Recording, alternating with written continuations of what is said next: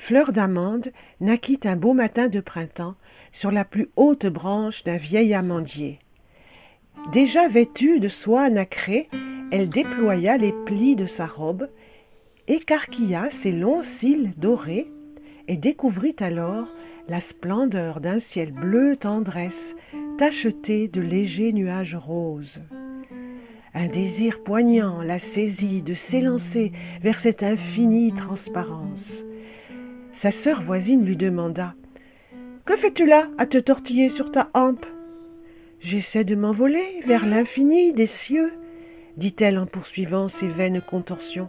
« Mais c'est impossible, ton devoir est de rester sagement fixé au rameau qui t'a donné le jour, absorbant patiemment les nourritures de la terre et les feux du ciel jusqu'à ta majorité. »« Et à ma majorité, je pourrai m'envoler ? Que tu es ignorante, tu vas devenir un fruit, lourd et enfermé dans une coquille vert pâle. Alors, on viendra te cueillir, car tu seras bonne à croquer. Quelle horrible destinée! Jamais je n'accepterai. » Au premier soir de sa vie, triste et desséchée, elle se laissa choir au bout de sa hampe, exténuée. Au milieu de la nuit, elle fut réveillée par une effroyable tempête. Troublée par l'agitation de ses compagnes, elle fut prise d'une idée complètement folle. « Et si j'utilisais la force du vent pour m'envoler ?» Aussitôt, une puissante rafale vint secouer sa branche. C'est ainsi que la petite fleur sèche fut arrachée à sa famille. Elle réalisait son rêve, mais au prix de combien de périls ? C'est le Pic-Vert qui m'a raconté la suite de cette histoire. Il était bien placé pour voir ce qui arrivait à Fleur d'Amande. Toujours accroché aux arbres pour y dénicher des gourmandises, il ne manque pas d'observer les faits divers qui surviennent sur ses domaines et il adore les colporter à tout venant. Un jour où je faisais la sieste à l'ombre d'un vieux chêne, j'entendis son tapage et j'écoutai son récit. « Tu ne sais pas ce qu'elle est devenue, hein ?» fit-il en se rengorgeant. « Bah, elle n'a pas pu survivre bien longtemps, supposai-je. »« Eh bien, détrompe-toi, elle est maintenant dans l'éternité. »« C'est ce que je disais, elle est morte, » répondis-je agacé par ses airs de commère. « Mais pas du tout, pas du tout. Laisse-moi te raconter toute l'histoire. »« Bon, dis-je, espérant avoir la paix et reprendre ma sieste. Mais je ne réussis pas à me rendormir, tant le récit du Pic-Vert me captiva. Vous allez comprendre pourquoi. » Emportée par la rafale, engloutie dans les remous des vagues aériennes, Fleur eut d'abord très peur. Elle se rappela la prophétie murmurée par ses sœurs. « Sans la sève de notre père, tu mourras !» Comme ce souvenir la faisait frissonner de terreur, elle décida de l'oublier et de vivre pleinement l'extraordinaire aventure, même si, surtout s'il ne lui restait que peu de temps à vivre. Vivre pleinement. Les souffles mugissants l'emportaient aux nuages qu'elle avait tant aimés le jour de sa naissance. Leur couleur rose avait viré au violet. Souplesse, légèreté, grâce des mouvements, elle retrouvait l'ivresse des rêves délicieux. Mais la vague soudaine, dans son ressac, l'abandonnait, et la fluette sentait le vide, creusant la peur dans son ventre. Quand elle croyait vivre son dernier souffle, Sieur le vent la rattrapait au vol, et Derechef la portait aux nues, selon son inspiration. Un tourbillon violent soudain la projeta, évanouie, entre deux aiguilles d'une branche de sapin. Inutile de vous dire dans quel état elle se réveilla. Tout ébouriffé, la jupe froissée, et surtout, les aiguilles lui piquaient les fesses. Elle appela au secours. Une voix grincheuse de sapin lui répondit « Que fais-tu là, créature insolente ? » « Je suis Fleur d'Amande, et vous me piquez cruellement. »« Ah, tu es donc la fille de mon frère. Installe-toi confortablement. dit-il en ouvrant ses branches. Sur les aiguilles devenues douces, Fleur trouva assez de rosée pour faire sa toilette. Puis, comme le soleil ne se levait pas, elle s'assoupit. Un tintamarre du diable la réveilla en sursaut. C'était le pic-vert qui commençait sa chasse gourmande, et tout en s'affairant du bec sur le tronc, il maugréait entre ses plumes. « Il va pleuvoir! Il va pleuvoir !»« Qu'est-ce que ça veut dire, pleuvoir ?» demanda la jeune innocente. « Ça veut dire que cette fichue tempête va déverser sur nous ces affreux nuages noirs. Ah, tu n'es pas au bout de tes peines, fleur de rien !» ajouta l'animal plumeux d'un air de mauvais augure. « Comment, fleur de rien ? Mon nom est Fleur d'Amande, s'écria-t-elle vexée. Était, Fleur d'Amande, quand tu en étais encore digne, c'est-à-dire fidèle au rameau paternel. Tu ne ressembles plus à rien, et tu vas retourner au néant d'où ton pauvre père t'avait sorti. » Et il disparut sans lui laisser le temps de riposter. Elle haussa les pétales d'un air insouciant, mais les mots maléfiques l'avaient atteinte en son cœur de fleur. Quelques instants plus tard, elle aperçut une lueur au fond de la forêt. Bientôt, elle distingua une forme étrange, faite d'or et de pierres précieuses. La fée de l'aube lui souriait avec douceur. « Tu es bien imprudente. Comment vas-tu survivre sans les racines de ton père ? » « Je préfère mourir que de passer ma vie prisonnière pour finir grosse dans une coquille et croquer par n'importe quelle bouche. Alors, si tu veux ta liberté, il faut apprendre à te nourrir par toi-même. »« Comment est-ce possible ? Demanda notre ami rempli d'espoir. »« Puisque tu as franchi l'épreuve du vent, je te nomme âme Angéline. La prochaine épreuve sera faite de terre et d'eau, ajouta-t-elle en caressant les pétales de celle qu'elle baptisait ainsi. Et la fée disparut avant qu'Âme Angéline ait pu lui poser d'autres questions. Le pic-vert ne s'était pas trompé. La pluie commençait à traverser le sapin. Cette fois, notre amie s'accrochait de toutes ses forces. Mais elle glissait sur les aiguilles mouillées, emportée par les ruisseaux qui cascadaient de branche en branche. Hélas, elle eut beau faire, elle chut sur la terre boueuse au pied de son dernier protecteur. Trempée, grelottante, terrifiée, elle était engloutie par les torrents grondants et rugissants dont ruisselait le ciel. Elle trouva refuge contre une pierre creuse et moussue. Elle se blottit là, exténuée, et une fois de plus perdit conscience. Ce que vous ne savez peut-être pas, c'est que pendant l'évanouissement, la vie continue, palpitante dans le corps endormi, tandis que l'âme voyage dans les mondes invisibles. Et l'âme d'Âme Angéline se transforma en ver de terre pour descendre en spirale dans les galeries obscures, humides et tièdes colimaçons de terre, où elle glisse sa peau nue dans la glèbe gluante. Pendant des heures éternelles, elle s'enfonce rampante dans les couloirs opaques, tournant et retournant vers le gouffre, où elle entend sonner les clochettes d'eau pure qui construisent dans l'ombre les géants stalactites. Enchantée, Âme Angéline en son cœur imagine un monde de fête où l'on danse des rondes et chante des chansons, un monde de bonheur que l'on invente au fil du temps.